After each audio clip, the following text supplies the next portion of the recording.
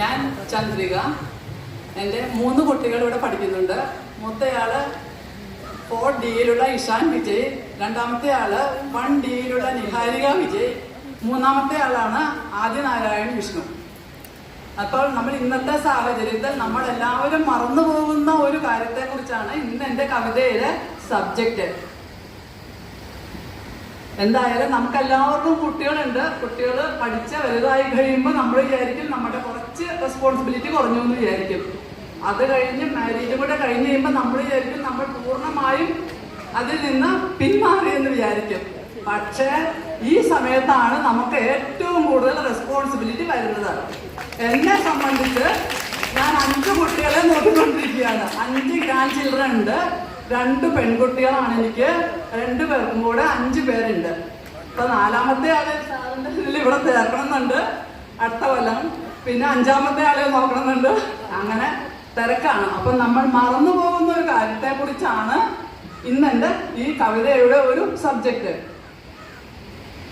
ഇന്നാണു ജീവിതം ഓർക്ക നമ്മൾ, ഇന്നിന്റെ ജീവിതം ജീവിക്കുക, ഇന്നെത്ര സുന്ദരം കാണ നമ്മൾ, ഇന്നിനെ നന്നായി ആസ്വദിക്ക.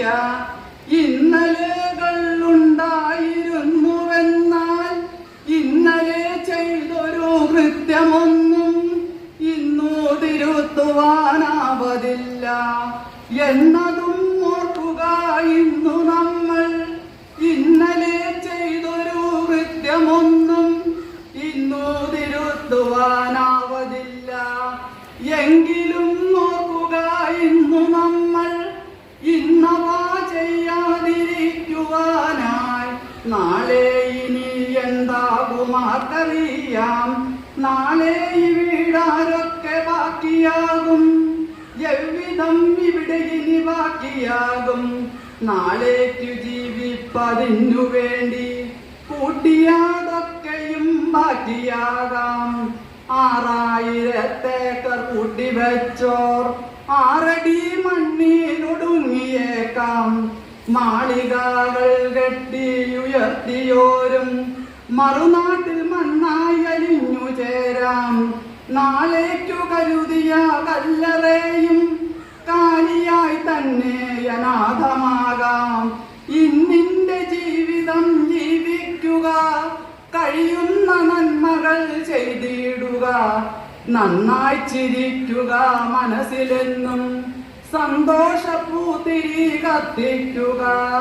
നേടാത്ത ഭാഗ്യങ്ങൾ വിസ്മരിക്ക, നേടിയ കാര്യങ്ങൾ ഓർത്തെടുക്ക. നഷ്ടങ്ങളല്ല നിൻ ജീവിതത്തിൽ മോദം നിറയ്ക്കുക, ഓർത്തുവയ്ക്ക. ഇന്നു നാം ചെയ്യേണ്ട കാര്യമൊന്നും നാളേക്കു മാറ്റരുതോർമ്മ വയ്ക്ക. അവ ഇന്നു ചെയ്തിട്ടു വേണമല്ലോ ആമോദമായൊന്ന് പുഞ്ചിരിക്കാൻ.